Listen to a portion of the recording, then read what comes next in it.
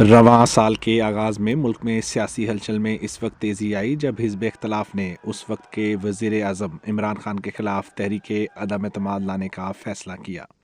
اس تحریک کی کامیابی کے نتیجے میں پاکستان میں ایک اور منتخب حکومت کا مقررہ میعاد سے پہلے خاتمہ ہوا اور عمران خان وزارت عظمیٰ سے ہٹا دیے گئے۔ سن 2018 میں بننے والی پارلیمان میں بھی جو موجودہ پارلیمان ہے کوئی 10 سے زائد سیاسی جماعتیں موجود ہیں، لہٰذا پاکستان کی جمہوریت کو ایک باہم ڈائیلاگ کی ضرورت تھی جس میں سیاسی قیادت ایک دوسرے کے ساتھ مل کے الائنسز بنا کے اتحاد بنا کے انہیں آگے بڑھنا تھا۔ تو ہمیں ایک مثبت بھی نظر آیا کہ حکمران جماعت کے ساتھ بہت ساری سیاسی جماعتوں نے اپنا تعلق ناتا اس بنیاد پہ توڑا کہ وہاں پہ کوئی ڈائیلاگ اور ان کے مسائل حل نہیں ہو رہے تھے۔ انہوں نے نیا اتحاد بنایا جس کے نتیجے میں عدم اعتماد ہوئی۔ نو کانفیڈنس موشن جو ہے وہ ایک ڈیموکریٹک عمل ہے، آپ لا سکتے ہیں نو کانفیڈنس موشن، یہ ایک جمہوری عمل ہے اور پہلی دفعہ ہم نے دیکھا ہے کہ نو کانفیڈنس موشن پہلے بھی پاکستان کے اندر آئے ہیں مگر وہ کامیاب نہ ہو سکے، یہ پہلی دفعہ کامیاب ہوا نو کانفیڈنس موشن۔ اس کے اندر ایک منتخب وزیر اعظم جو ہیں ان کو راستہ نکالا گیا۔ ایک طرف سے دیکھیں تو ہم نے دیکھا ہے کہ یا عدالتیں گھر بھیج دیتی ہیں وزراء اعظم کو، یا ایمرجنسی لگ جاتی ہے اور ویسے ہی ان کو گھر جانا پڑتا ہے۔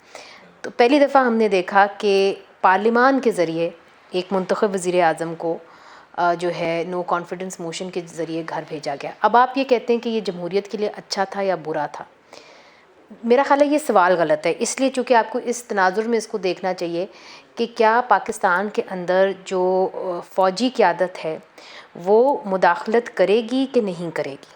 اب وہ اگر کرے گی تو آپ نو کانفیڈنس موشن ہو یا نہ ہو تو پاکستان میں جمہوریت کبھی بھی مضبوط نہیں ہو پائے گی، اور اب اس کی اشد ضرورت ہے کہ جو فوجی مداخلت ہے نہ ہی وہ پس پردہ ہو اور نہ ہی وہ بظاہر جس طرح وہ کرتے تھے ماضی میں اس طریقے سے ہو۔ مرکز میں حکومت کے خاتمے کے بعد پی ٹی آئی کے اراکین قومی اسمبلی سے مستعفی ہو گئے اور ملک کی سب سے بڑی جماعت کے ایوان میں نہ ہونے سے پارلیمان عملی طور پر زیادہ فعال نہ رہی، تاہم ان کے استعفوں کی منظوری کا عمل طوالت اختیار کیے رہا۔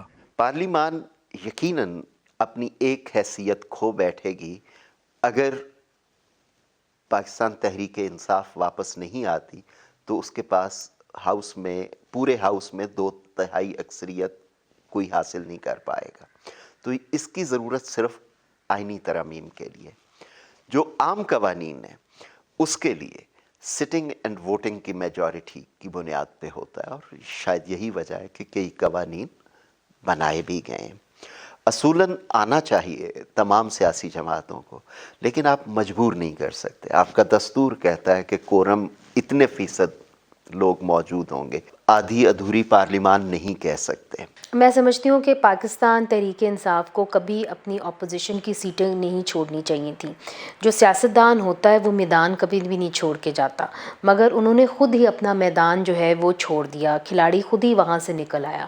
تو ان کو گیم میں حصہ لینا چاہیے، سیاست میں حصہ لینا چاہیے، اور اگر آج وہ پارلیمنٹ کے اندر ہوتے تو پارلیمنٹ کے اندر جو ان کی آواز ہے وہ زیادہ مضبوط ہوتی۔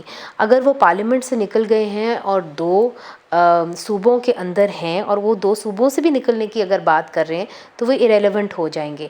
اگر وہ جمہوریت میں یقین کرتے ہیں اور پارلیمانی جمہوریت میں یقین کرتے ہیں اور اس پہ یقین کرتے ہیں کہ سیاسی طور پہ معاملات پاکستان کے اندر بڑھنے چاہیے، نہ کہ غیر سیاسی لوگوں کے ہاتھوں میں پاکستان چلا جانا چاہیے، تو پھر ان کو ان انسٹیٹیوشنز کو بھی عزت دینی ہوگی جس سے سیاستدان اپنی اسٹرینتھ جو ہے وہ لیتا ہے، اور وہ سب سے بڑی جو وہ انسٹیٹیوشن ہے وہ پارلیمان ہے۔ اس سال کے آغاز سے شروع ہونے والی سیاسی بے یقینی نے ملکی معیشت کی صورتحال کو بھی بری طرح متاثر کیا۔ پچھلے ایک سال ہو گیا یہ جو مسئلہ چلا رہا ہے وہ سیاسی جو استحکام کا نہ ہونا۔ ان ملکوں میں جہاں پہ اقتصادی صورتحال اچھی بھی ہو لیکن سیاسی طور پہ غیر مستحکم ہو تو وہاں پہ اقتصادی صورتحال اچھی نہیں ہوتی۔ ہمارے یہاں اقتصادی صورتحال بھی بری ہے اور سیاسی صورتحال اس سے بھی زیادہ بری ہے، تو ہم ادھر پھنس گئے۔ फौरी तौर पे इसका कोई हल नहीं नज़र आता। अदम इस्तेहकाम और माशी बेयकीनी ख़त्म किए बगैर अगले साल में पाकिस्तानी अवाम की ज़िंदगियों में आसानी के लिए किसी मरबूत मनसूबा साजी की उम्मीद रखना मुश्किल होगा, जबकि साल के आखिरी चंद महीनों में दहशत गर्दी के वाक़यात में इजाफ़ा साल 2023 के लिए नए ख़तरात की निशानदेही भी कर रहा है। Ali Furqan, voice of America, Islamabad.